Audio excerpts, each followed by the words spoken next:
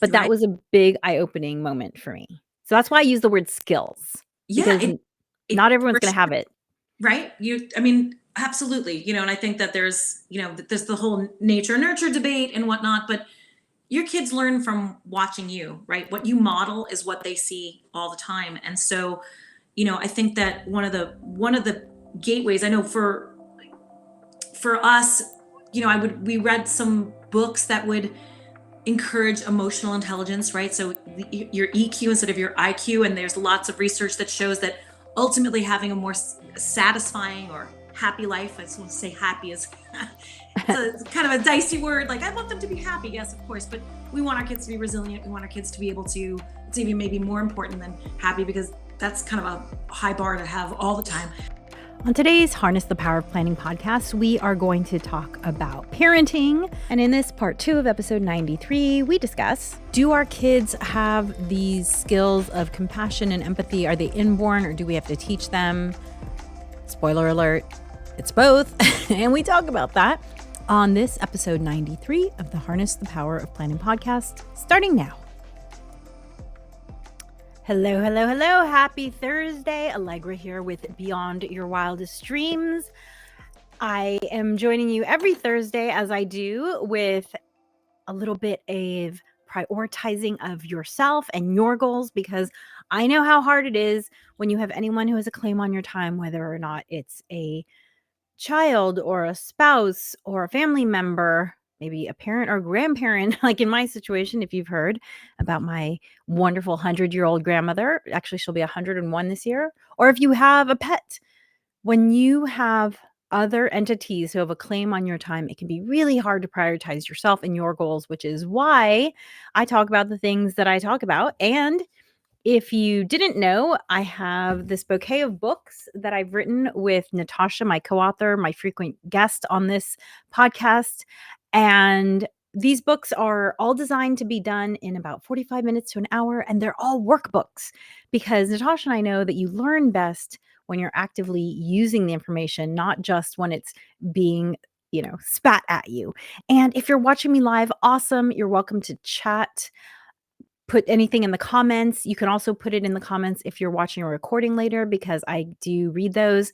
And if you want to hear this again later, you could always find it at the Harness the Power of Planning podcast. If you check us out on Spotify, I've started uploading the videos there too, which has been huge. I actually got this idea from Spotify themselves, because they said listeners like yours want video. And I said, well, there is video on YouTube already, but I'm going through the extra step of uploading the video to Spotify. And apparently Spotify was right, because a lot of you are watching the video on Spotify. Who knew? So that's another way to check it out. But you can always find these recordings, the video, the audio, wherever you listen to your podcast, as the Harness the Power of Planning podcast. This will be episode 93. I'm so close to 100. It's incredible. Ooh, it's been a marathon, let me tell you, but it's very exciting. And I am so happy to have Natasha here with us. Thanks for joining us. How are you doing? I'm very well. Sorry for being late today. We are just glad you're here, because today is a parenting episode, and especially because we have Natasha here. So I love having her opinion on this as well. And so we're talking about teaching children skills like empathy and compassion. And you might be surprised that I use the word skills when describing that. And I do that very purposefully. I do not believe empathy and compassion are inborn human traits. Maybe they are in some people, but when my kiddo was in preschool, we were actually part of a cooperative preschool, which means that I was there at least one day a week to work. That's what a co-op does. Yeah. And it was fascinating to be exposed to 21 children rather than just my, one child. Yeah. Right? Because if you're like most modern Americans, if you don't have kids in your family, you might not be around kids. And that was very much my experience. I wasn't really around kids until I had one of my own. And I saw that when a kid would get injured, there was one or two kids that would immediately run up to that child and be like, "Are you okay? Oh my gosh. Teacher, so and so's hurt. Come over here. Mhm. There was the kid that was the natural caregiver. And then there were the kids who were like, "Yep, onto their own thing." And then there were the Mhm. kids who were sort of like actively uncomfortable at what was going on, Mm. either just because it made them uncomfortable or because, like, am I gonna get blamed for what happened? Mm. Mhm.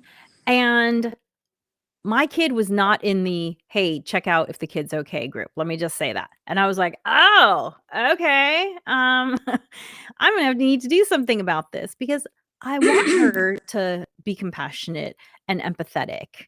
And I had to purposefully, anytime we were in that situation, say, "Hey, I can see you feel a little uncomfortable. Can we talk about that? But before we talk about that, can we just go check and see if your friend's okay, right? You like that person, you want them to be okay and stop crying as well. Like, let's Yeah. go see how they're doing." Mhm. And it was I had to do this regularly. It took a long time for it to become something that she learned. But that Right. was a big eye-opening moment for me. So that's why I use the word skills, Yeah, because not it everyone's for gonna have sure. it. Right? I mean, absolutely, and I think that there's the whole nature nurture debate and whatnot, but your kids learn from watching you, right? What you model is what they see all the time. And so, I think that one of the gateways, I know for us, we read some books that would encourage emotional intelligence, right? So your EQ instead of your IQ, and there's lots of research that shows that ultimately having a more satisfying or happy life. I just want to say happy is it's kind of a dicey word. Like I want them to be happy, yes, of course, but we want our kids to be resilient. We want our kids to be able to. It's even maybe more important than happy because that's kind of a high bar to have all the time, but is emotional intelligence. So the more your child is emotionally aware of what's going on with them or being able to see what's going on with others, excuse me, ultimately winds up having a more satisfying life typically from what the research shows. So we have these books that were just, literally it was a book that was like, you know, Joe spilled his milk. And then they just have like a kid's face, like just like, like, and just this is early on, right? Pointing to that and being like, how do you think he's feeling right now? That kind of thing. So, Mhm. going ahead and doing that, we had a couple of books that really kind of cue you into recognizing people's emotions outside of Mhm. yourself. And then the other thing is just also modeling it for yourself, right? So of course your kid skins your knee. Most parents, most moms especially, have a lot of empathy, and you've got, like, you're going to take care of it and you're going to give them a lot of love and compassion and stuff. But I think the big aha for me was my own self-talk to myself when I would forget something or mess something up or burn something on the stove or whatever, or left the house without something really important that we were supposed to bring or something like that. I found that I was berating myself Mm. verbally, like, oh God, Mhm. so stupid, da, da, da, da, and then seeing that kind of like transfer into my especially my youngest, who is really, he's got a lot of emotional intelligence, and he really absorbed that and the self-talk that was starting to happen with him too. And when you see it outside of yourself and you hear your little one talking to themselves that way, you're like, oh my goodness, this is like, Mm. you're not stupid because you forgot your whatever, like, things happen. But and I was like, wow, that is, whether you want to or not, even with all the lip service to empathy or compassion, if you're not showing that to yourself, Mhm. your kid's going to pick up on that, and so I feel like that was a major thing for me, was to say like, wow, I really need to model my own self-talk, my own empathy for myself, my own compassion for myself, and that will eventually spill over to my kids, and then hopefully spill over to their them being in the world empathetically recognizing when maybe somebody needs help or needs a shoulder to cry on or something like that. Yes. Yes to modeling, and yes, I love this book that you're talking about that helps kids recognize emotions, because not Yes. all parents get to be in the school place with their child to see Right. them. So that's a great way. Another book I really liked was, How Full Is Your Cup? And did you see Ooh. that one? It has, No. so it has like a parent talking, or it has an adult talking to a kid. I don't remember if it was the parent or the grandparent, and they have little cups over their head. And the adult explains to the child, like, sometimes your cup gets empty because of, something that makes you sad or mad or whatever. And then you can fill your cup up by doing things like this. And I thought that was a nice way to visualize it. And again, Love going that. back to, having teaching experiences at home in case you're not able to be there in person. Right. I Another thing that I thought was really interesting that got me thinking about this idea of teaching these skills of empathy and compassion, and critical thinking and speaking up for yourself, all these things that, yes, some people have them as Skills. natural traits. Skills. Yeah. You need the opportunity to practice it too in a safe environment. Yeah. But yeah, a lot of these things we might have to teach our kids because maybe they have one of them naturally, but maybe three of them are something that we need to strengthen. Was I saw this video and I'm sure if you search for it, you'll be able to find it. And it was of a preschool in, I'm assuming it was an Asian country. That's just what it looked like from the decor of the classroom. And the children were seated in little chairs in rows. And as you watch the video, you understand that they're supposed to be on a bus. And then someone would approach the rows. The one I saw, like, the little kid had, like, a cane and was kind of, like, had something around their shoulders, and they were kind of walking hunched over, so I guess that child was acting like an elderly person, and then the teacher helped the children practice giving up your seat for someone who might need it, Mm-hmm. and I thought that was so yeah, like, yes, that's something that needs to be taught because Right. I think culturally, there used to be a time when people would automatically give up a seat to Mm-hmm. someone who looked like they might need to sit a little bit more than you do, but it's definitely not something that was discussed. You might see a sign, like, Right. reserved Like, for, right. Mm-hmm. but I do think this idea of actively teaching it Absolutely. is Because very different. it's not, I'm just gonna say I have boys and they're not like the most observant. They're just in the stage where like they're not the most observant in the world. Like, they're not. So what you're describing happened yesterday at his eye appointment.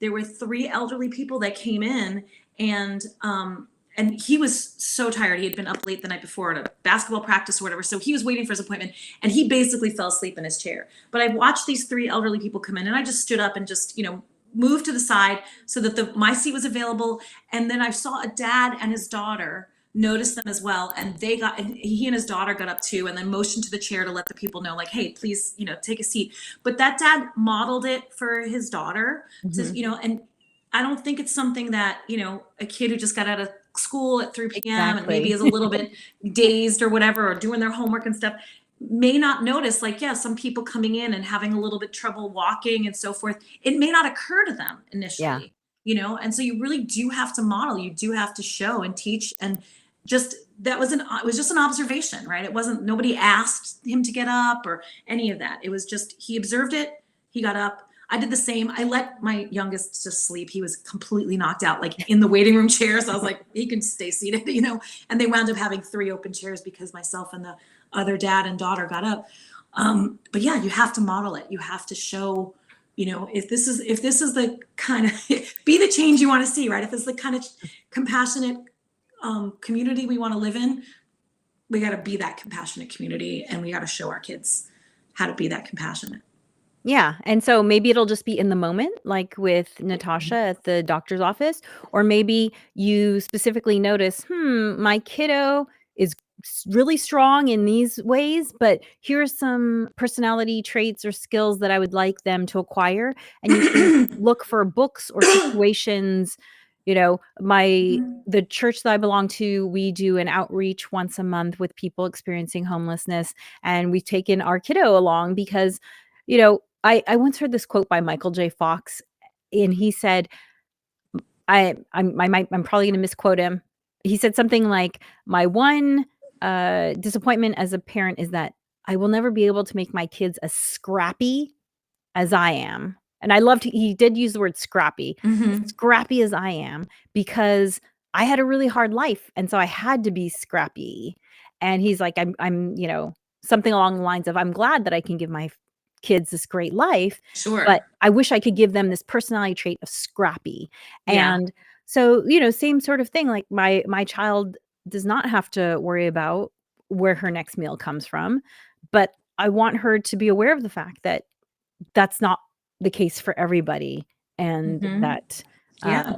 you know, seeing that for herself and being of service in that way is, just a very visceral experience versus Yeah. me just telling her that this exists. Right. I So, think there's opportunities to bring that up all the time. You don't have to be in the specific situation that I was in yesterday to go ahead and say, point something out. I feel like the level of awareness is like, the first foundational part of this, like just being aware of, yes, there's somebody who maybe needs help, or somebody who could use, hold the door open for them or something, you know what I mean? Like you can just to point it out, and then ask them, well, why do you think, we should stand up? Or why do you think, absolutely. there was a time where my kids they were taking their have give money, and they were all about like creating little care packages for people experiencing homelessness that we would see on the street or at freeway exits and so forth, and we would, talk about it, talk about why you think they would need that help, or why it's a good idea to, or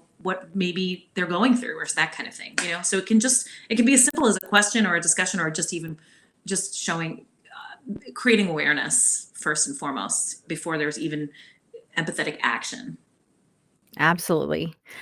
Well, our time is up here. Thank you for joining us today. And hey, if you are interested in learning more about how planning can help you prioritize yourself in your life, we do have this on-demand workshop that you can check out at this QR code here, or also I'm going to pull up the tiny URL for those of you listening to the podcast. It is tinyurl.com/HPOP on demand. So HPOP, harness the power of planning on demand, because it's on demand. So tinyurl.com/HPOP on demand.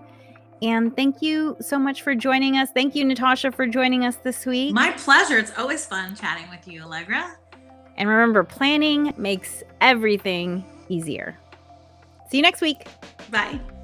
If you want to take your planning skills to the next level, consider taking the Harness the Power of Planning workshop. It's available on demand at tinyurl.com/HPOP on demand, all one word. That's tinyurl.com/HPOP on demand. We'll show you how to plan your day, your week, your month, your year, your life, and help you to start prioritizing yourself and your goals right now. Dream wild, wild dreamers. Thanks for joining us for the Harness the Power of Planning podcast. Be sure to like and subscribe wherever you listen.